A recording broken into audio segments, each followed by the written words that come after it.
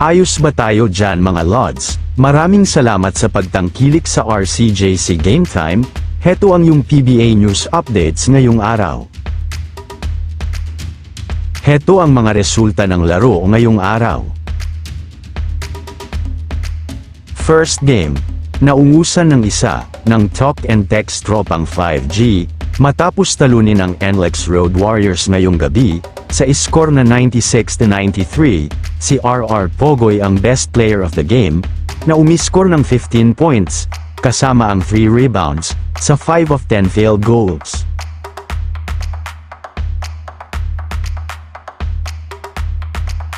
TNT tropang 5G, player score.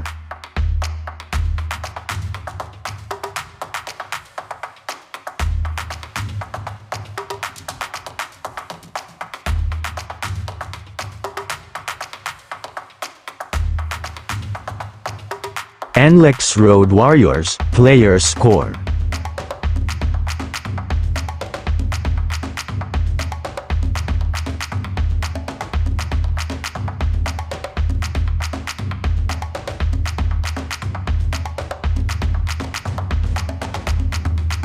Second game.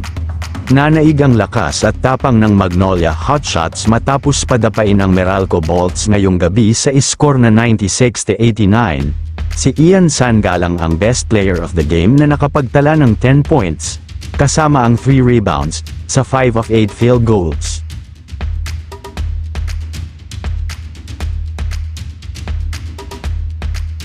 Magnolia Hotshots, player score.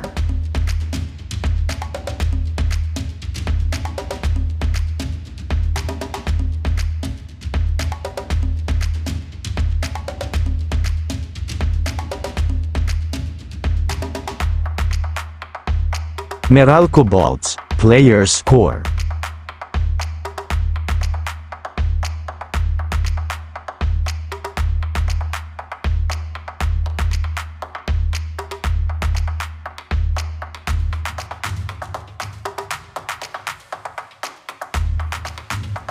Heto ang PBA Season 50, Commissioner's Cup, Quarterfinals Team Standings.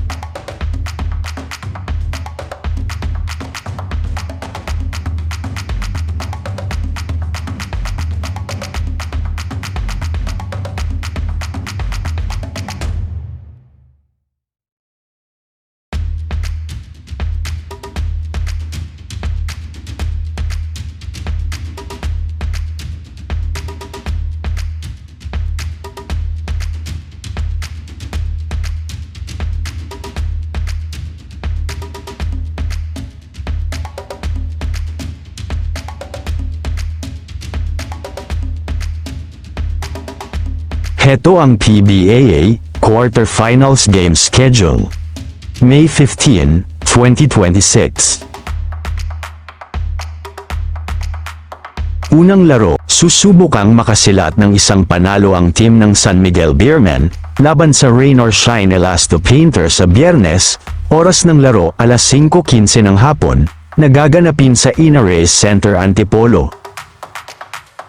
At ang huling laro, magpapakita ng matinding puwersa ang Phoenix Super LPG upang maitabla ang serye, laban sa Barangay Ginebra sa Biyernes, ganap na alas 7:30 ng gabi, sa Inares Center Antipolo.